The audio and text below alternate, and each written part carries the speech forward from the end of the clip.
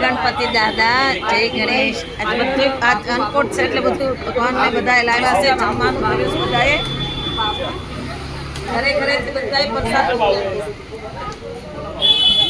પેલી પાણીમાંથી નાખી અંદર થી આવી જાય બંધ જ થઈ જાય. હવે अरे वो बात बराबर चली भी जाएगी पर अगर बीच में बंद हो तो हाँ वो गाली अलग से पेलो ने से लई आवे पाछળ થી લઈ આવો ગાડી બેઠ દેના ગણપત દાદા ભગવાનને 56 ભોગ ધરવાનો સજ બધું આવે છે. બધા ભગવાનના ફળ ફૂલના હાથે દર્શન કરજો. જય ગણેશ.